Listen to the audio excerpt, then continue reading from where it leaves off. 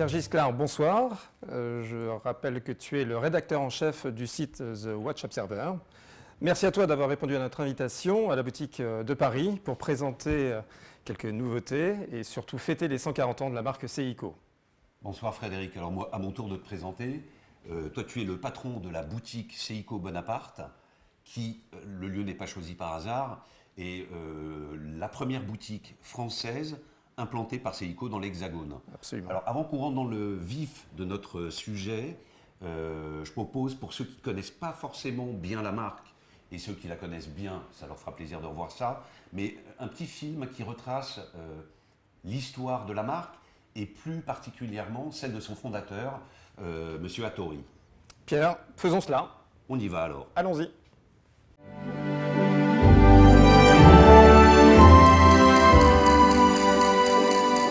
Follow your dreams.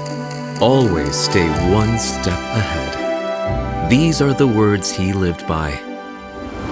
From the ashes of the 1923 earthquake, he rose up to help people mark the passage of time.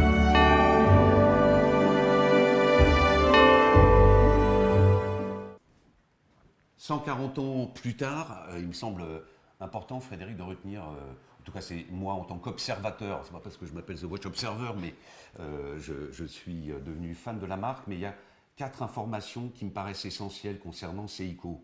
D'abord, un fait rare, qui est que le groupe est toujours dirigé par un descendant du fondateur, en l'occurrence M. Shinji Hattori, et c'est une rareté, pour ne pas dire une exception, dans l'univers des montres. Tout à fait, complètement. Le deuxième point, c'est que là aussi, c'est une rareté quand on s'interroge vraiment.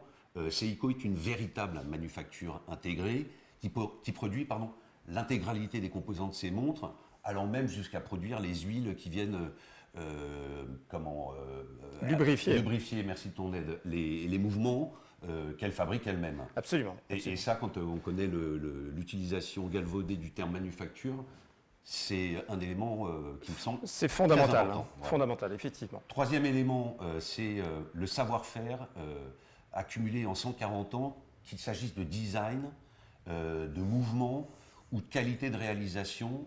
Seiko est une marque, une manufacture assez impressionnante. On est d'accord, Pierre. Il est vrai que Seiko est une marque assez stupéfiante de par sa nature, son origine, et puis en même temps une totale maîtrise qui en fait une marque attachante avec une mise en avant souvent de la culture et des traditions japonaises qui, on le découvrira tout à l'heure, sont mis là pour le coup tout à fait au devant de la scène. Ouais.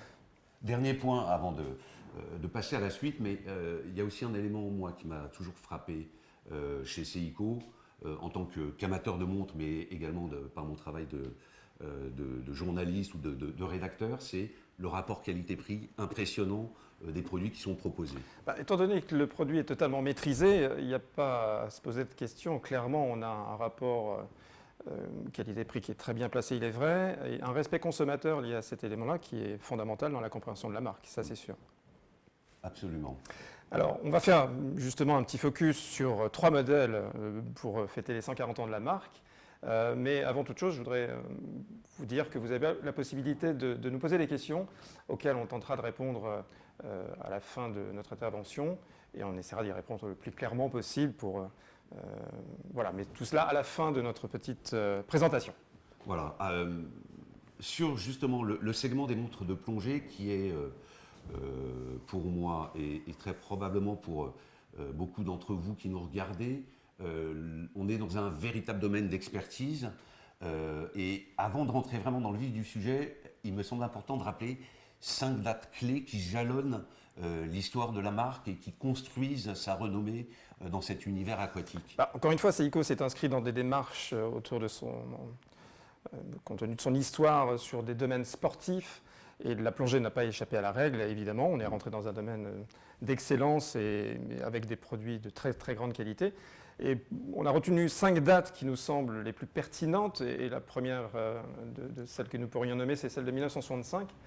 Avec la première montre de plongée qui a été créée au Japon pour une performance de 150 mètres, qu'on appelait le modèle 62 masses, qui était une montre extrêmement pertinente, tant dans sa conception que dans sa performance technique. Rappelons que la 62 Mass est aussi une Seiko-matique avec un self-dater qui voulait dire que la date était une date rapide. C'était la première montre d'ailleurs avec cette capacité-là. Et puis aussi une mission japonaise qui a participé grandement comment dirais-je, à la qualité de représentation de ce modèle-ci 62 Mass. Puisque exactement, elle a été testée dans des conditions réelles et sous-marines en Antarctique avec une mission japonaise. Donc très important. Donc ça a été la première qui a servi de jalon. Exactement, et qui a permis à d'autres montres par la suite. Et en 1968, une autre création Seiko avec là pour le coup un fait d'armes, puisqu'on équipe la montre d'un mouvement en 36 000 alternances avec 10 battements à la seconde, donc une performance ultime dans les montres mécaniques de l'époque, et surtout un boîtier monobloc. Donc avec un mouvement haute fréquence, une performance qui était là aussi à 300 mètres en l'occurrence. On augmentait la performance de profondeur avec une montre qui allait par saturation avoir une très grande performance. Voilà. 70, 2 ans plus tard. Exactement. 70, on renouvelle avec là un nouveau design, une montre qu'on appelle Turtle, tortue, en l'occurrence, une forme très particulière, très originale, qui a été évidemment une montre extrêmement importante et qui, là aussi, a été portée par un personnage célèbre qui s'appelait Naomi Uemura et qui a, en 78, fait, comment dirais-je, un déplacement au pôle Nord.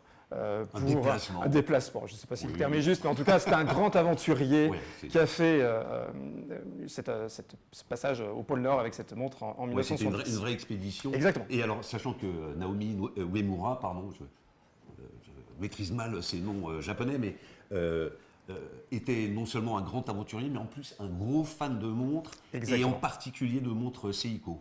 Et cette Turtle, aujourd'hui, qui est déclinée encore dans les collections, a une personnalité quand même avec un design très fort. Tout à fait. Alors ce personnage, évidemment, a été pour nous très important parce qu'il a contribué, encore une fois, à l'avancée technique de nos montres de plongée.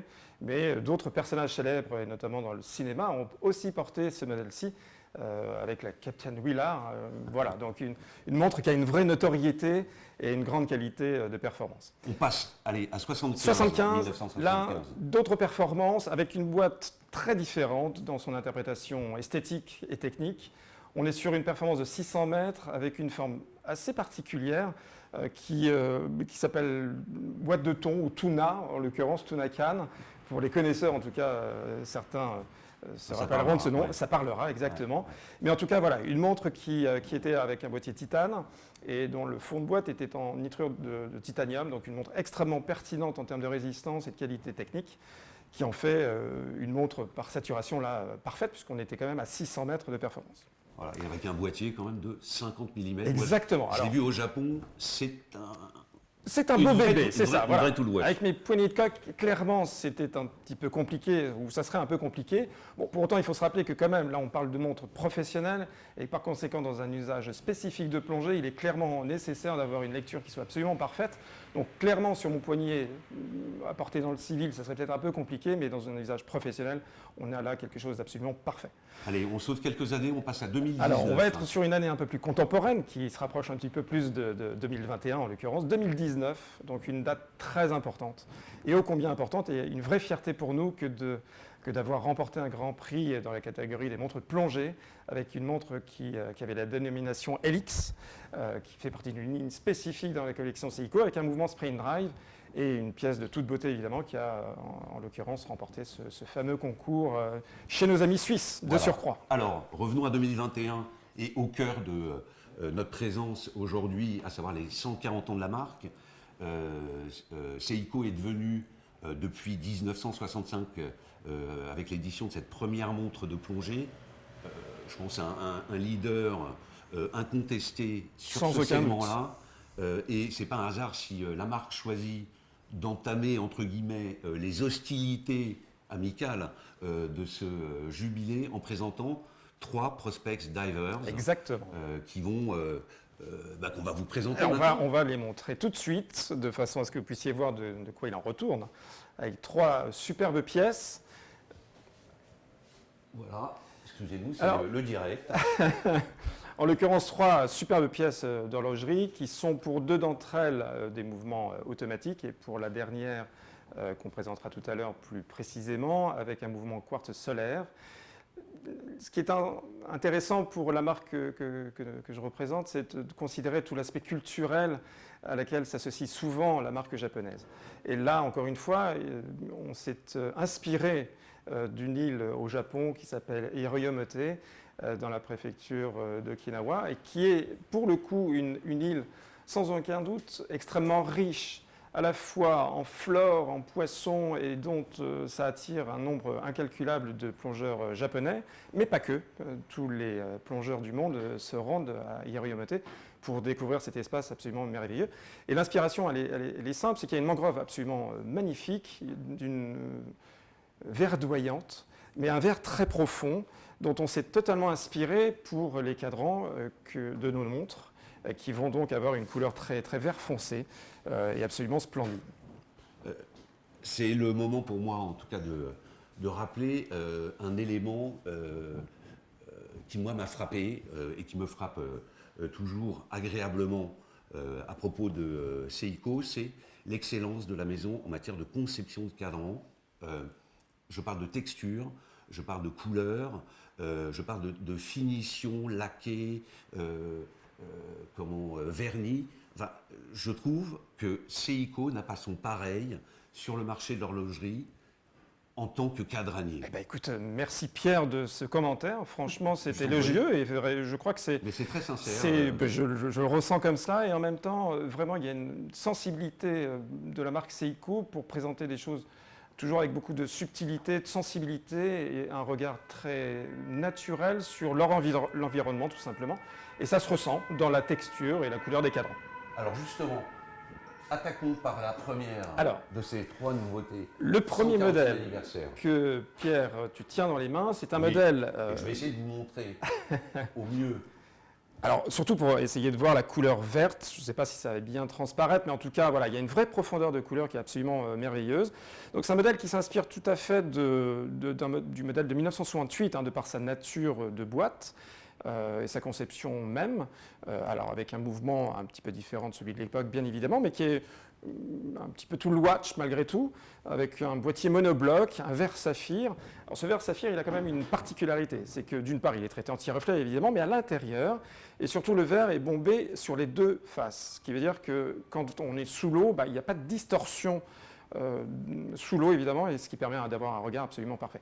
On voit, les lignes sont extrêmement pures, très élancées, une boucle déployante qui, comme vous le voyez, a une petite rallonge qui permet, lorsqu'on...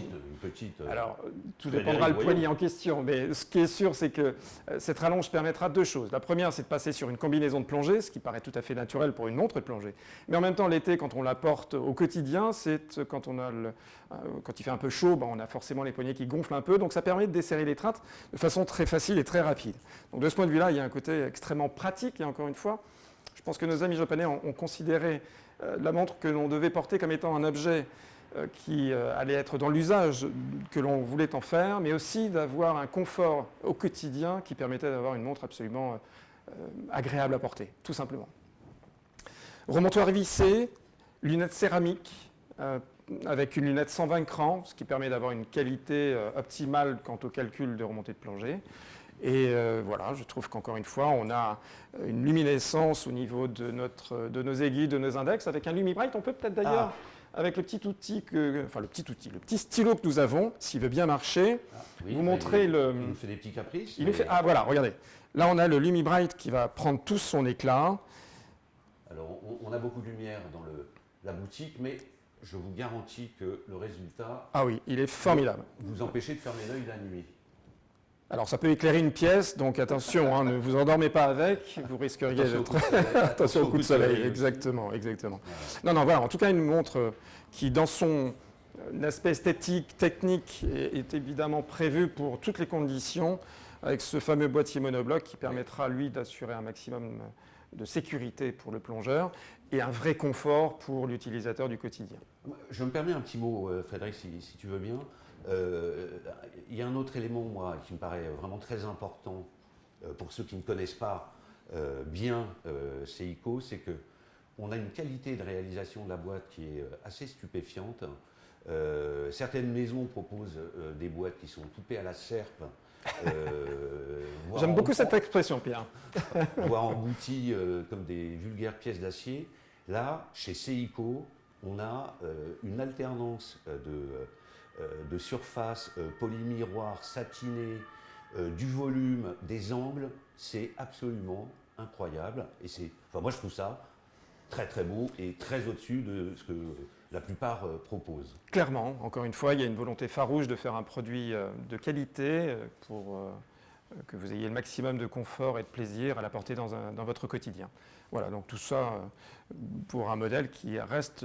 alors, l'autre élément, c'est déjà le calibre technique. On peut peut-être revenir dessus malgré tout parce que c'est important. Brièvement, mais... Là, c'est un calibre 8L35, donc on est quand même sur une très belle facture. C'est l'ébauche des mouvements grands de Seiko, donc on est quand même sur une qualité extrêmement haut de gamme. Et pour le coup, vous avez des performances très intéressantes.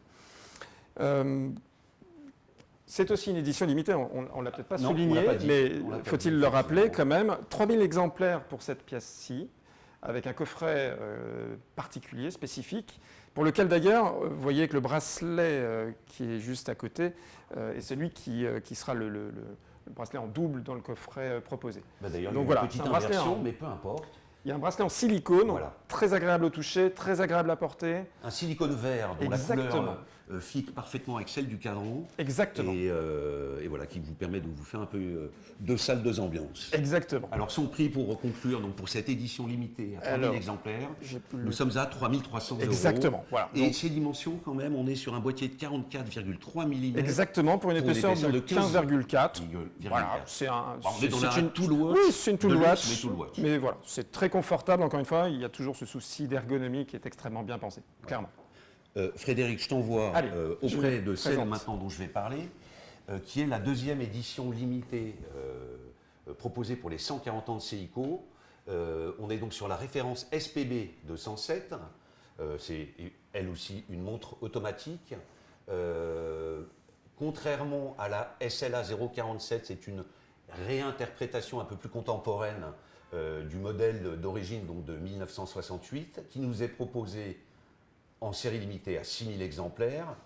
Et sa particularité, enfin ce qui la différencie principalement du modèle dont tu viens de parler, Fred, c'est qu'on est sur une esthétique un peu moins technique, une montre plus polyvalente, qu'elle doit notamment à des dimensions plus contenues, puisqu'on est sur un boîtier de 42 mm, l'épaisseur étant quant à elle de 12,5.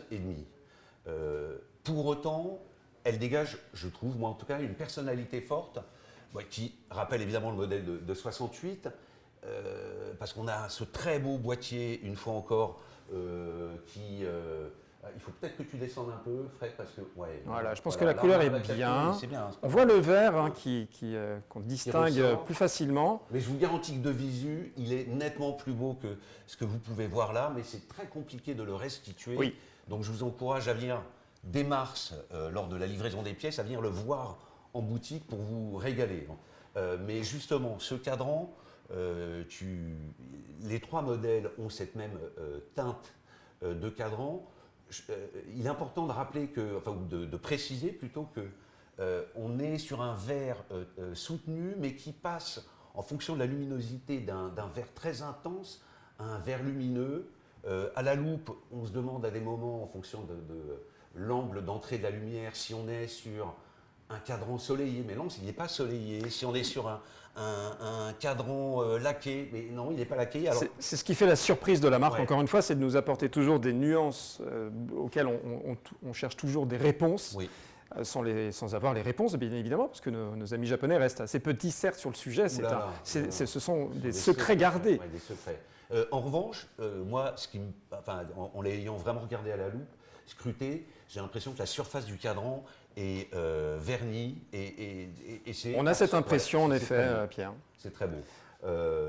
Petit élément supplémentaire peut-être, Pierre, que tu peux rappeler sans doute, c'est la trotteuse qui a une couleur particulière. Parce que, sur les trois modèles d'ailleurs. Absolument, pour lequel on a une couleur dorée qui reprend en fait... Alors autant là, pour le vert, on s'est inspiré de la mangrove, évidemment, avec ce vert très profond. Et le soleil qui vient pointer le petit bout de son nez sur cette aiguille trotteuse qui réchauffe complètement l'ensemble du cadran. Et moi, je trouve que c'est absolument splendide. Oui, sachant qu'en plus, cette jolie couleur dorée est rappelée par l'indication de la profondeur sur chacun des modèles. Tout à Donc fait. la première était étanche à 300 mètres, la Tout à SLA fait. 047. Et la celle-ci SPV 207 l'est à 200 mètres. Tout à fait. Elle n'est pas équipée du même mouvement. Je passe rapidement, mais c'est un mouvement de dernière génération de la manufacture Seiko. On est sur un 6R35, dont il convient, je pense, de retenir une info, c'est qu'il délivre une confortable réserve de marche de 70 heures. 70 heures, en effet, Pierre. Comme les trois autres, cette Prospex Diver sera disponible à partir de mars et elle est proposée à 1 400 € avec ce package incluant donc, le bracelet acier, un bracelet additionnel en silicone, vert. Dernier modèle. Alors, le dernier Je te modèle, donne la parole. alors là, on est sur quelque chose de très différent par son aspect esthétique et technique surtout, puisque là, on est sur une montre quartz solaire qui indique donc que vous passez sur un mouvement un peu différent des deux autres, qui était automatique avec armage manuel.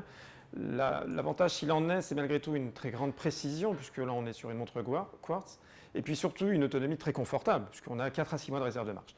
On a le même type de cadran extrêmement profond dans sa couleur. Je t'interromps, Fred, mais je Oui. suis moins doué que toi pour. J'ai des problèmes Un peu plus par là, Pierre. Un peu plus par moi. Oui. Un peu plus vers moi. Voilà, je pense que c'est parfait, Pierre. Donc, on est sur un boîtier que certains connaîtront aussi, qui s'appelle le boîtier Sumo, avec là pour le coup un chronographe, avec remontoir et poussoir fixé, bien évidemment, étanche à 200 mètres. Une édition qui sera proposée elle aussi en édition limitée avec un coffret spécifique à l'intérieur duquel donc vous retrouverez ce même bracelet vert qui s'associe parfaitement à la couleur du cadran et tout cela pour un budget tout à fait raisonnable de 790 €. Donc précisément livré en mars a priori si tout va bien, mais il n'y a pas de raison que nous ne soyons pas livrés à cette date-là. Donc voilà, qu'est-ce qu'on peut rajouter de plus, Pierre? Est-ce que tu vois je pense que il faut venir. Voilà. Nos internautes nous auront posé des questions. On va peut-être conclure, si ça te va. Ce qu'il faut rappeler sans doute aussi, c'est que, évidemment, l'année 2021 va être riche en événements. On vient de vous présenter 3 exemplaires absolument fantastiques, ça, il n'y a pas de doute.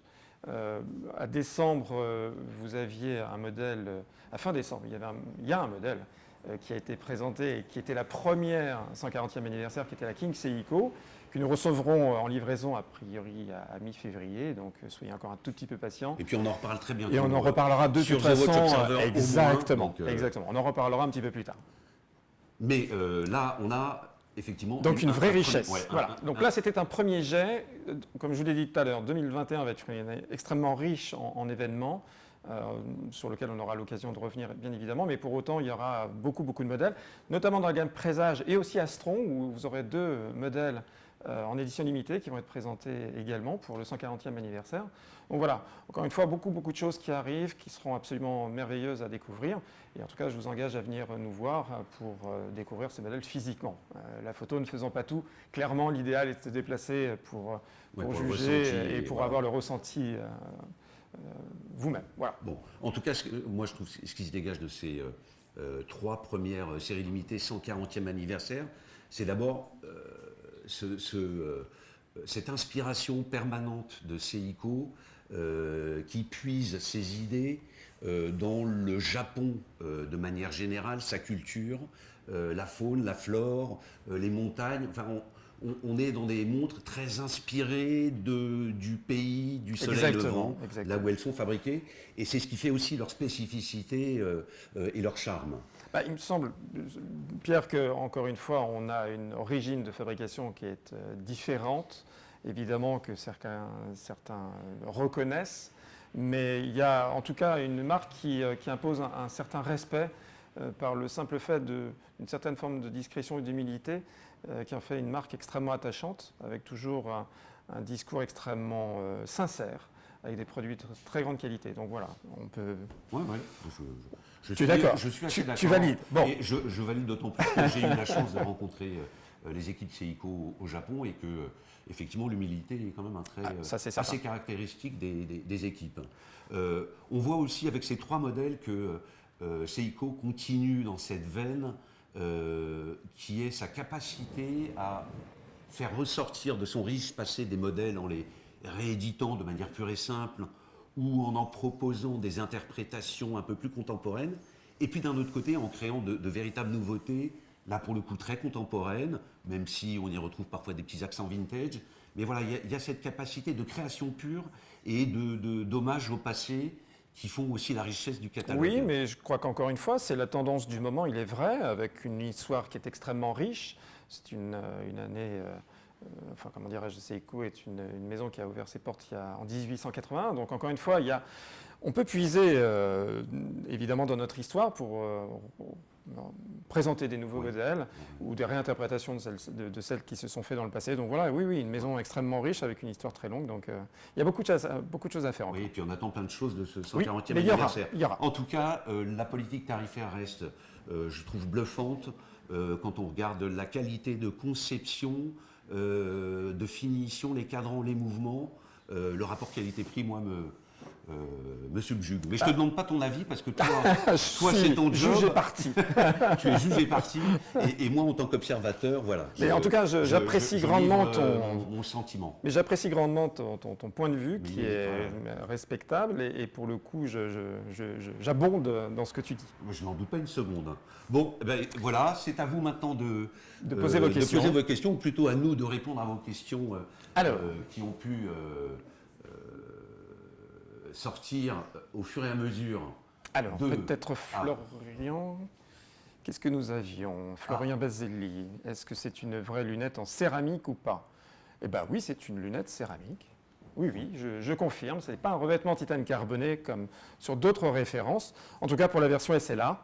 Donc voilà, si j'ai répondu à la question, Florian, voilà ma réponse. Alors, on nous dit que les images des cadrans étaient peut-être difficiles. Nous prions de nous en excuser. C'était pas fait exprès, mais c'est une excellente raison de venir à la boutique pour les voir quand elles seront là. Je suis vraiment désolé. On a essayé de faire au mieux, en partageant en tout cas nos sentiments et ce que nous voyons. On nous dit que c'est une nouvelle gamme de cocktails arrive. Donc il y a d'autres. Il serait d'ailleurs temps de boire peut-être un cocktail. Je dis ça pour. Oui, sans doute. Tu as raison, Pierre. Écoutez, là, pour l'instant, pas d'infos particulières à communiquer à ce sujet. Encore une fois, l'année 2021 va être très riche, donc restez très attentifs au déroulé des mois à venir, sur lequel vous serez sans doute bluffés, surpris. Donc je ne peux pas répondre directement aux questions concernant les cocktails, ou je vois aussi une question sur l'alpiniste. Voilà, mais restez très attentifs, vraiment, sans vouloir cacher quoi que ce soit, il y aura de très très jolies choses. Vraiment. Alors il y a Cyril qui nous demande s'il est prévu une édition, enfin qui déplore aujourd'hui, au moment où on parle la présence ou le lancement d'une édition limitée France. Là-dessus, moi je ne suis pas dans le secret de la maison. Toi, peut-être un peu plus, mais je n'ai pas d'infos malheureusement directes à communiquer à ce sujet. Est-ce que... Non, donc si on n'a pas d'infos, malheureusement on n'a pas d'infos, et c'est dommage. Mais ça fait partie des secrets, et c'est ce qui nous tiendra tous en haleine en tout cas. J'ai vu un message de M. Hautegon. Est-ce qu'on peut revenir dessus peut-être ?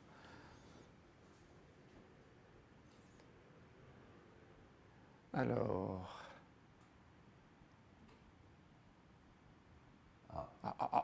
Bon. Bon, tant pis, on va essayer de... Alors, qu'est-ce que nous aurions en réponse, madame ? Un modèle préféré. Alors, je ne sais pas si c'est à nous que la question est posée, mais moi, j'en ai un, donc j'y réponds. Vas-y, Pierre. Parce qu'il y en a un qui me fait vraiment craquer. C'est la SPB 207, que je trouve bluffante. Mais j'aime toute cette série des SPB, que je trouve à la fois extrêmement fonctionnelle. Alors, on va peut-être... Je vais la prendre avec moi. Voilà, comme ça. Je ne sais pas si on te voit. Je ne sais pas si on va la voir suffisamment bien. Bon, voilà, c'est cette pièce. C'est le modèle à 1400 €. Moi, j'adore. La polyvalence est totale, le confort est exceptionnel et la réalisation est superbe. Et pour 1400 € une qualité de réalisation comme ça, avec un mouvement qui délivre 70 heures. Tu constateras, Pierre, que la montre est à mon poignet et à ma taille. Hein. Oui. C'est peut-être un signe. Un signe de quoi, je ne sais pas. Voilà, mais en tout cas, moi j'ai fait mon choix aussi. Ce seront les 3. Non, mais toi alors. Alors, Fred, moi, à c'est titre ça. personnel, j'ai un petit faible aussi pour celle-ci, simplement parce que l'aiguille et cette petite comment dirais-je, sur la flèche de la trotteuse, il y a un petit rappel rouge qui réchauffe complètement le cadran et qui la distingue des 2 autres peut-être. Donc voilà, peut-être une petite faiblesse pour celle-ci, mais j'avoue que les 2 autres sont quand même extrêmement tentantes aussi. Oui. J'ai vu une question concernant le chronographe et je confirme que ce modèle ne sera présenté en tout cas qu'avec la version chronographe, en tout cas pour la partie technique quartz solaire. Voilà. Alors j'ai vu une remarque, parce qu'on ne répond pas qu'aux questions sympas, parce qu'on n'est pas là pour ça, d'un internaute qui disait que les prix étaient excessivement hauts. Alors là-dessus, je ne te laisse pas répondre parce que toi, ton job c'est de les vendre, moi c'est juste d'en parler. Je trouve qu'une montre, je vais reparler de la SPB 207 et après de la SLA, mais la SPB 207, une montre de cette qualité-là, avec un mouvement avec de telles performances, à 1 400 €, j'invite cet internaute ou ceux qui sont d'accord avec lui à me dire vers quoi me tourner. J'ai du mal à savoir. Franchement, ce rapport qualité-prix est pour moi excellent. Plus cher, on a la SLA 047. Qui est donc à 3300. 3300. Il y a des explications, c'est-à-dire que ce prix n'est pas fixé par hasard. Alors je ne vais pas dire que c'est parce que c'est une série limitée, parce que ce serait facile, mais on a un boîtier monobloc, là encore on a une qualité de réalisation, des finitions, que je trouve donc toujours vraiment très belle. On a ces cadrans magnifiques, et en termes de finition, là encore, à la loupe, c'est vraiment très beau.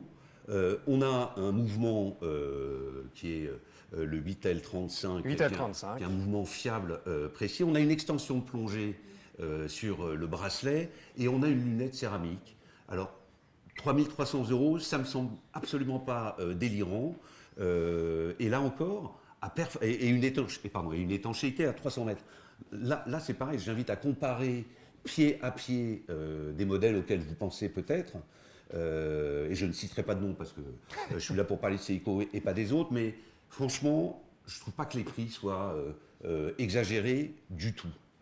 Non, bon, il me voilà. semble que mais c'est mon avis, chacun le sien, mais vraiment comparer pied à pied les modèles auxquels vous pensez avec ceux-là, et venez les voir d'ailleurs, venez peut-être avec votre montre qui vous paraît bénéficier d'un rapport qualité-prix nettement plus attractif pour comparer, et puis après vous ferez une idée précise là-dessus. Bon, en tout cas, je ne partage pas cet avis, mais je respecte celui des autres. Qu'est-ce qu'on a d'autre comme question? Est-ce qu'on peut avoir plus de modèles à l'avenir estampillés King Seiko? Ça, on ne peut pas savoir. On est dans l'avenir le dira. On n'est pas dans les secrets de la maison. L'avenir le dira.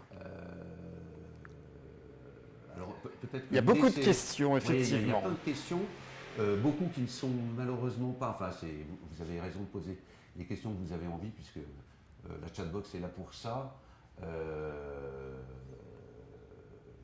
Alors, il y a beaucoup de questions sur d'autres références de notre catalogue qui ont été ou qui ont fait partie de notre collection, pour lesquelles on ne sait pas ce que sera fait demain, clairement. Il y a une ambition certaine de proposer des modèles qui sont des réinterprétations ou des rééditions.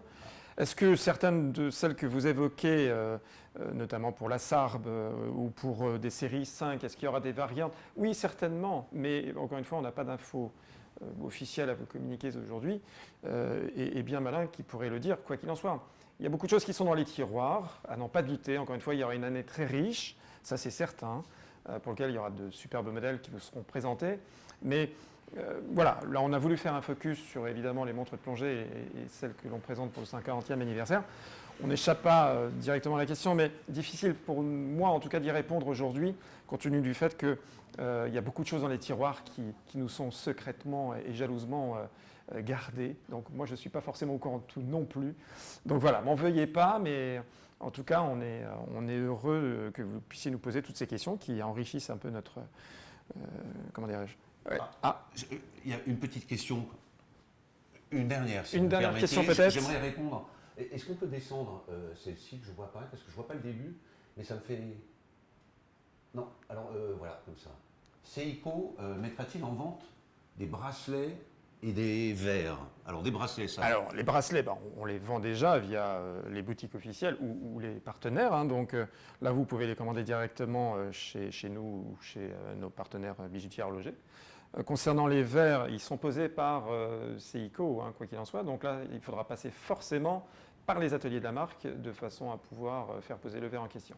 Seuls les bracelets restent disponibles à la vente, si j'ose dire. Tout ce qui est pièces détachées est assemblé dans nos usines et pour garantir un maximum d'efficacité et de qualité de nos produits. Bon. En tout cas, merci, Merci pour à vos vous. questions. Pardon de n'avoir pu répondre à toutes. Merci Pierre. Merci à toi Frédéric. Merci à Seiko de m'avoir invité. C'était un plaisir partagé. Très flatté d'être là et très heureux, surtout Alors, pour parler de montres de Prospex Divers. Donc à très bientôt. À pour très bientôt. On va une prochaine peut-être présentation. seulement célébrer ça par... quand même. Voilà. On va Merci. comme en japonais, Pierre, kampai. Kampai, Fred. Délicieux.